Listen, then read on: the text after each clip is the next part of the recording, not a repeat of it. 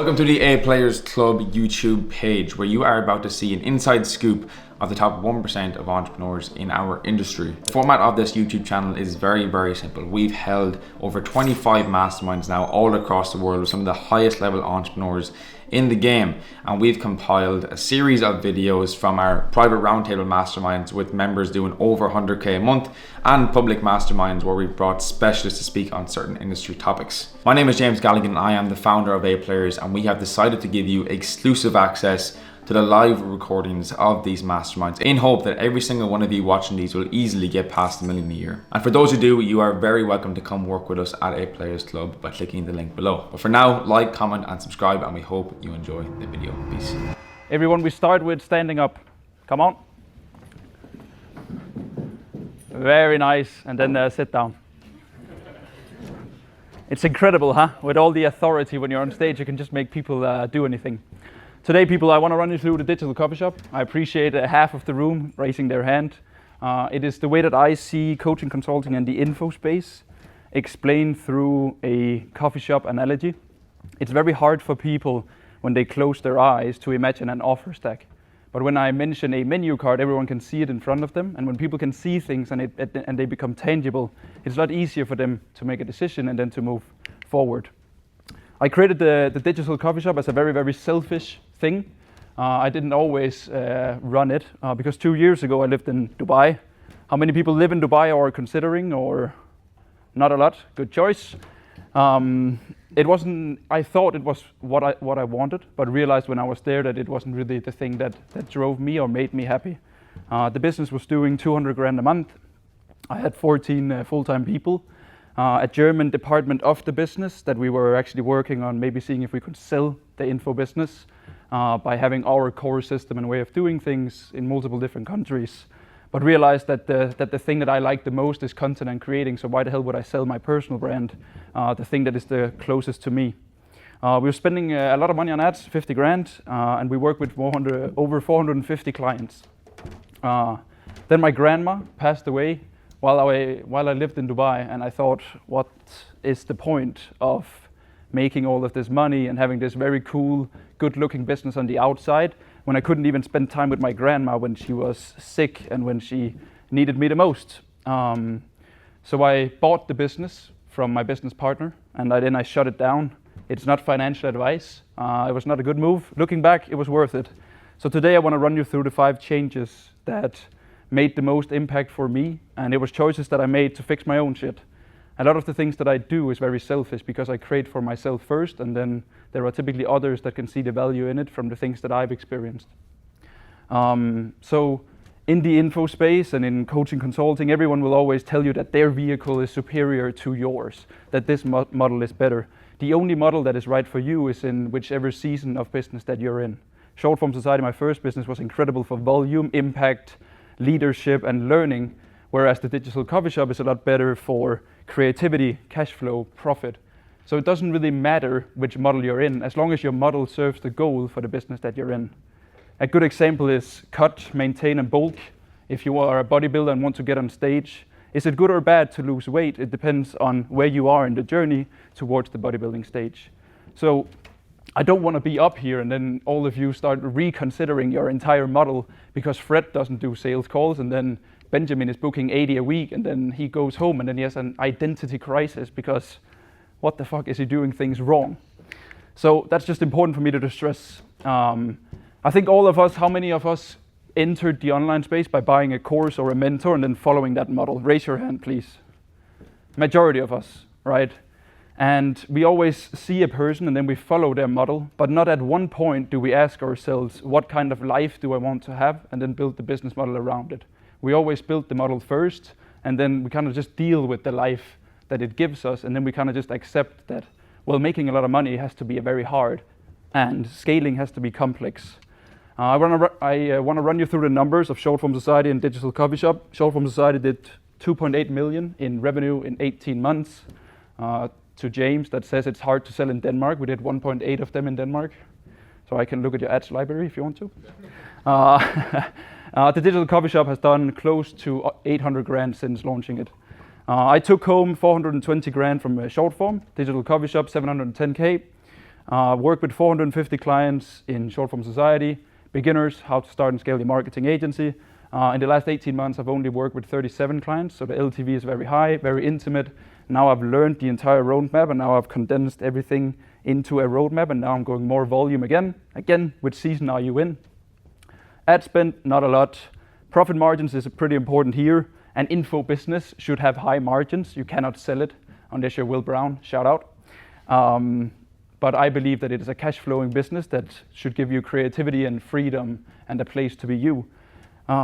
Best friends as team members, I only have one now, unfortunately, instead of 3 that I used to. But it's just to compare and how everything works. It's just, again, which season that you're in. But I want you to ask yourself these questions and then look at the model that you're in. What's important to you? Which season are you in? And who are you listening to and following in their footsteps? Because I was blindly just following mentors' advice without ever asking myself, is this something that I want? Or am I building the dream version of my business that my mentor thinks it's true to me? So it's a really good question to stop up and then ask yourself. Because everything works, which is the beautiful thing of the online world. It's just if you're willing to pay the price. One of the core things that I hated about my first coaching business was that we were selling one thing to one group of people through one funnel. Because a coaching and consulting business is not supposed to be ran like a factory where it is productized and you have this thing for all of you. I can probably teach all of you something in here, but not the same offer delivered in the same way would work for all of you. And I hated selling, so I thought, what could I do to package my knowledge differently so that I could serve more people without having to put everyone into the same box? And that's how I created the menu card. I call it how my coffee beans is the core transformation that I deliver. I can only teach what I've done, and that is most recently 500 grand a year in profit, working 4 hours a day without taking sales calls. So those are my coffee beans, and then I deliver it very differently. I have a marketing agency with Anton. Please raise your hand. I'm not gonna make you stand up. So there are clients that want to work with me on a done-for-you basis. They don't want to be consulted by Fred or learn to do it on their own, so I sent them to Anton. I don't work a lot in the agency, spoiler alert, Anton already knows that. But it's a good place for me where I have trusted partners that do the work for the client, all right? I have one-on-one mentorship. I only have 5 spots available because I don't want to be on calls all day. Then I have a group. I have my tools and trainings, and then I do client trainings in the group where I sell workshop tickets. I don't do anything for free because you attract free seekers, and I don't believe in doing so. Everything is on YouTube for free, of course, but the things that the tools and the concrete examples should always come with a price tag. So I like to do workshops. Charlie talked about webinars, incredible. We do it for clients. But workshops is where I do client trainings, and then I invite people to come as guests for $100, and then they can see how it is to work with me. This menu card is publicly available on the digitalmenucard.com. You can see prices, delivery, and everything, so people can always just go in there and see what's available. I cycle spots, I open, I close, depending on my time and energy. So it matters what the client needs, but it also matters what I want to serve, because there's 2 equals in a partnership, right? I rotate the menu card in my marketing, so I'm not saying the same thing. The second that someone knows what you're gonna say, they're gonna stop listening. A menu card allows you to rotate different offers with different angles so that your audience never becomes tired of hearing the things that you say, which is incredible. And then capping spots. I'll get to the plan of how we're capping spots. Third thing here, sales calls. I got a very bad relationship with sales calls because we booked 5,000 of them and had a sales team of 6. And I asked myself, what do I need? Why are we doing sales calls? Well, it's for the prospect to learn if we can help them and how we can help them and what the price tag is. And then we need to know about the customer. What are their needs? What are they looking for? Why do they want help from us? And I can just do that without a sales call. I can just make my offers so good that people can read exactly who I help, how much it costs, and what the deliverables are. So a lot of people hear, oh, he doesn't do sales call, and think that's a lazy model. Well, I think that's objective, and there's no right or wrong answer. But I believe the opposite. I need to have way better offers than all of you because I don't talk to people. They have to read it through a document. I need to have way better content that explains the way that I see the world, how I can solve people's problems, and why my way of doing things is the correct one for me and everyone who resonates with it. So I need stronger offers, better communication, and better positioning because I don't have the luxury of spending 45 minutes with an individual convincing them why digital coffee is the right choice. So again, I just want you to look at your model and then ask yourself what is right for you. If again you are doing sales calls, then what you should take away from here, shout out James's mom, is what can you take away from this cycle? Can you do better pre-call material? Can you increase close rate by just having these things in place? And whenever someone buys from you on an email, you never want to go back to a sales call again. So it's also very, very limiting. I think the info and consulting space takes too much bad kind of like inspiration from more traditional B2B models where we just assume and think that we need a sales call, where in reality we don't really need it. This is show don't tell is what I live by. I think Josh was really good at giving frameworks on content, and he's also incredible at it. I don't like to box myself in frameworks. Instead, my entire content philosophy is just around me doing things and then sharing them on the World Wide Web, and then hopefully people will find them and resonate. I call it show don't tell. It's a very simple reframe that anchors all of the teachings that you're doing in your content, and then it takes it from a teaching and a telling to showing and demonstrating. Because demonstrating something in real time is the highest form of expertise. And if you can do that, it's the fastest way to stand out. A simple reframe is, here are 5 steps to sign clients without sales calls. And instead, you want to say, I signed 3 clients this month without a sales call. Here's what I did instead. Another reframe can be, here's how to write a strong bio. You can just say, I changed 1 line in my bio and my DM rate tripled. So always ask yourself before posting a piece of content, just ask yourself, could someone else have shared this online? If yes, you don't want to post it. Then you want to find a moment or something in your life or business or for a client that made you think this way. It's incredibly important because this will make you stand out faster than any proven content framework will do, because everything has been said. There's nothing new that I can tell you on this stage, but I can anchor it in my stories and my own experiences, because we don't remember tips and tricks, we remember stories. The most important, best case examples of stories are movies. And we all remember great movies because what a great movie is, it's just a story. So everything that I do is just, I tell a story every day. For example, this is my dog and my girlfriend in my car. And I tell the story of how my dog doesn't give a shit about the fact that it's in a Porsche. But I give a shit that I'm in a Porsche because I believe that the destination is important, but I would rather not bike there. So once I've told this story, it's a lot easier for me to end the post with how your business model is your vehicle and the destination is the goal that you have for it. And then people think a lot more about it instead of I would stand here and do the Andrew Tate and here's why your business model is more important than the goal. Then you'd be like, fuck off, Fred. And I do this every time. I write an email every day. It's on my newsletter. I send a story that happened every single day because writing is how I understand the world. 10% make it out as an email, 90% is just for me so that I can conceptualize and think about things. For example, me on the bike. I tell the story about how my first agency that I ever ran was a bike. And then I got to borrow my mom's car, which was a Nissan Micra from 2002. And that was short form society. And then I now have a Porsche, which is the digital coffee shop. So it's a lot better way for me to explain in vehicles that we can all understand and see, and it's tangible on the way that I see things and what I believe to be true. And I do this by using the small stories framework. It's very simple.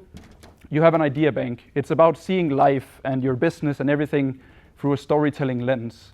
It's the small moments. No one remembers the big stories, the milestones hit or near-death experiences or crazy things. Everyone believes that stories has the bigger they are, the greater they are. But everything is in the small stories. There's not a lot of you in here who can relate to making 500 grand a year in profit without sales calls. But every one of you can relate to maybe not feeling that your business model is the right one for you and am I doing the right thing? So it's about the small moments in our everyday life and business that makes the greatest content. And a lot of you would just, instead of focusing so much on frameworks and this title and this over here, just start sharing what you are doing. Because it's the easiest content for you to create, because you're the only one who can share it, because you're the only one who is living it. And it starts with being in motion. Which one do you pay attention to? The right hand. We as humans are driven by objects that move, that are in motion. Of course, Sue has Josh, and he has the right framework, but Sue is the best example of a guy that is constantly moving. We always see his stories, then he's here, then that client win, then he does that thing, then a new format. We are driven by people who are in motion. So if you want to leave with one thing today, it's to be in motion, and then don't be the only person that knows you are in motion. Start sharing it, because you have a lot of good stories to tell, I promise you. And then don't give people the answer, prove you have it. Don't share the framework, share what the framework does to you. Show, don't tell. A good tip for storytelling is that if you want to prove a point, for example, a client win, then you want to start the story when the client didn't have the win. So if I want to tell the story of how a client is now selling without sales call, I always start the story at when they were selling with sales calls. And then I paint the picture, because everyone can relate to the before state, but very few can relate to the after. And most testimonials and client wins it's basically just a circle jerk. Look how cool I am and what I did to my client.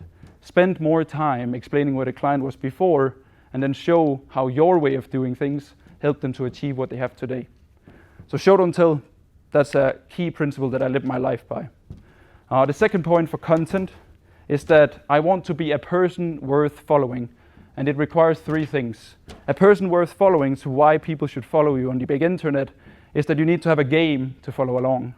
The most interesting things that we can consume on Netflix or movies or whatever, there's always a character, and then for the character there is always a goal.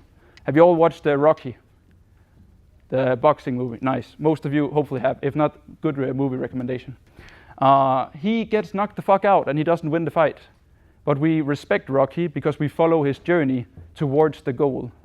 No one likes a guy that stands on a stage and says, look, I made $2 million, very nice. Instead, what people love is that I say, hey, I'm Fred, and I'm taking the digital coffee shop from 500 grand a year in profit to 2 million a year. Here's exactly how I'm gonna do it. It's my pinned Instagram post. I've taken a business to 2 million a year before, so now I'm doing it this way, and I've outlined how I'm gonna do it. And that is the game that people can tune into if they decide to follow my content. And everything that I share is a story towards the 2 million a year on everything that happens. So very simple, it's not a content framework, but it is a philosophy that you want to be someone that people can follow along. So it's very simple, you find the goal, you declare the goal, and you update. I'm getting to 2 million a year, which is 168 grand a month. It's gonna take me 317 clients with 30% churn. This means that I need to have 157 people using my tools and trainings, 60 people in Fred's inner circle, and 5 people working with me one-on-one. That's 27 clients every single month, which means I just have to tell a story every day about the digital coffee shop, and hopefully someone finds the story so relatable or so good that they want to be a part of the gang. And that's it, that's the game that I'm updating people along. I did this post a few days ago. It was 12 days in, I started May 1st, and the business is now at 25K MRR, which put me 15% of the way there. That's a major update. It's 15% of the way there, but most of my content is just small updates. I let people know how the game is going. Worst case, I get to 1 million, which is probably fine. But people respect that more than the 2 million and standing up here and say, hey, look how cool I am. So find the goal, declare the goal, and update the goal. It doesn't have to be money. For me, I'm a business consultant. It's tangible. It's what typically my clients come for. They want to make more money in the right way. It can also be, if you're a fitness coach, X amount of pounds lost for your clients. It can be client served, client wins. Whatever it is, just find a goal and then declare it. Most of you won't do it because what if I fail? But that's the whole point, is that no one does it because they're too scared of what will happen if they don't do it. Then it's a leader to believe in. Imagine that I think we've all tried, that we're standing on a crossroad here and we have the road and no cars are coming, right? But there's a red man, you can't walk. But then suddenly a guy steps out and walks, and then everyone follows along. And that's how you should see your content and your way of doing things. It's that what most people need is that they just need someone to go first. They just need me to say, hey, I'm doing this 2 million a year without sales calls. I'm gonna do it this way. And that's what will inspire them more than anything else, because they just need someone to follow along. That's at the end of the day what we want. That's why we buy from people, because they're doing it or have done it, and we want to do it their way, so we want to follow along. So just go first and do it your way. And then in my content, I never speak about my offers. Because before you can buy something, you have to buy into something. So people don't buy Fred's Inner Circle or one-on-one or work with me in the agency. They buy the idea of the digital coffee shop. They buy the idea of having a menu card. They buy the idea of going salesless. They buy the idea of my core transformation. They buy the idea of a person worth following. So spend more time in your content and in your ads and in your communication to sell your ideas, because then it will become much easier to sell your offers. No one wants to buy an offer, but everyone wants to buy the thing when they've followed and understood the idea. Then they want the offer. And then show don't tell, I wanted to add it in again. And then once you have the goal and you're also the person that are leading and going first, then you need a process to stick to, which is your way of doing things. I call mine the digital coffee shop. I'm the only person in this world that has a digital coffee shop. So I know when I receive emails from the 192 people on my wait list or anyone, and they use my terminology. Fred, I want a menu card. Fred, I would also like to run a digital coffee shop. I also want to be an online barista. Whatever it might be, I know that they will become a client if I believe that it is the right fit, because they cannot go elsewhere, because I'm the only person with that idea. And it will take you some time to come up with these things, but the more frequently you share ideas and your way of doing things, you'll realize what the market wants. The menu card didn't start by me printing out a very cool looking poster of the menu card. It started by me saying, I fucking hate forcing people into one box, because I did that in my first coaching business. Then a lot of people replied and was like, hey, same Fred. And I was like, how do I fix this? So I fixed it for myself first with an offer stack. An offer stack is generic. You can't close your eyes and see an offer stack. So what I did was that I conceptualized it into the menu card. And now I speak about it greatly. I talk about it every week, over and over again, until people can understand it. So the key here is, the more you share and the more ideas you bring into the world, you realize what people will actually believe and also stick to. Because again, I'm not a businessman. I just sell ideas. That's the only thing I am. I see myself more than as an artist, as a writer, as an idea first, and then I just anchor every single email or social post. It's just, do you want more help with that? Right? I explain the idea behind the menu card through an episode that happened, and then I just end the email, PS, would you like some more help with that? And then hopefully people will. For example, Hendrik here, he wants to learn more. This is a real email. I don't know if you can read it. I only open Fred's Inner Circle every 7 days of the month, or if they close before. So I open 7 spots, or whenever the 5th hits of the month. And Hendrik here, he DM'd me in the middle of the month saying, hey Fred, I would like to join. He's read the offer doc, yada yada, he's in. But if I would let Hendrik in now, I would go against my own rules, right? So I told Hendrik, hey, the next intake is on 1st of June. Could you answer these questions beforehand so I know it would be a good fit?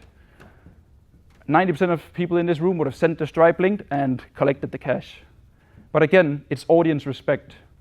You need to stick to your own word, you need to stick to your own game, and then people will respect it a lot more.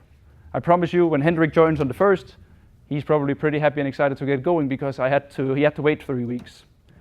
So it's, again, the rules that you set for yourself or for your business or for your clients is incredibly important. You're more defined in business by the no's and the people that you turn away than the people that you work with, which is hard if you're struggling to pay rent or pay cash, or cash flow is tight.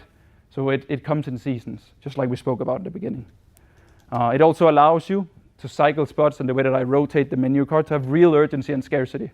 I think the market is currently becoming numb towards these call to actions of 3 spots left, or price increases, or these kind of things. We don't give a shit anymore because we know people are bullshitting. So implementing a person worth following will take 3 to 4 months of you saying no to people, right? It's every time I do a workshop, people will DM me after, oh Fred, I couldn't make it. Can I just buy the recording? No one would know if I sold the recording and made the easiest $100 of my life, but it's the principle here. You need audience respect. The respect of your audience is the most important thing, so protect it. In life, you only get one name, so you better take care of it. To summarize, just motion. I'm kidding. Design your life first. actually ask yourself, what the hell are you building and what are you going towards? Show me your calendar and I'll show you what's important to you. For me, what is important to me is that I can eat dinner with my girlfriend every day. It's that I can wake up and write. It's that I can walk my dog whenever I want to. It's that I have 3 to 4 days a week where I don't do calls. It's that I can do these things. And then I've designed my business around it. So ask yourself, design your life first and then your business around it. Second, identify the core transformation you deliver for clients and then just add more ways that you can help people. A great menu card just mixes access, speed, and level of hands-on. At the end of the day, it's the same knowledge, it's the same resources, it's the same everything. It's just how it's delivered that's changed. From personal experience, it works the best in B2B, a classical ascension model of taking someone from 0 to 5 grand and then 5 grand from 15 grand. It works better if you're in B2C, Julius, Emil. I would recommend you boys to still go with the classical ascension model rather than the way that I'm doing things. Because a person that I appeal to that is already making typically 10 to 20 grand a month can see the value of speaking to me directly and then paying extra for it. But beginners cannot. So the majority of the money in B2C is made in the back end. I just wanted to add it. Double down on content and maybe you'll avoid sales calls. But I think sales calls is a fluffy one. It's a core part of my philosophy. It will work for some of you, some of not. But the principle here is that all of you in here are probably amazing at what you do. But every time you have to sit down and make content, you tell yourself, I could also do this for a client. Or, it's not going to make me any money. There's only going to be 30 people watching my YouTube video. Fucking suck it up. It's the name of the game. It's going to take 2 years of not seeing any results where you could find a better thing to do in your business. But then after 2 years, you'll call me and say, thank you, Fred. Now it's the biggest leverage ever. That's why I don't do sales calls. Right? At the end of the day, if I do 4 sales calls, that's 4 hours. I could spend 4 hours on a YouTube video and it will probably get me 3 or 4 clients over, like just now and then over time even more. So just like sacrifice some short-term gain for long-term greatness. And then maybe avoid sales calls, that's also pretty nice. Tell a story that happened every single day. It's very simple, it's what I live by. Just tell a story that happened. And you'll notice how much of a better interaction you'll have with your audience because you're the one moving, which is the last point. Be someone who's worth following at the end of the day. That's just the question I ask myself.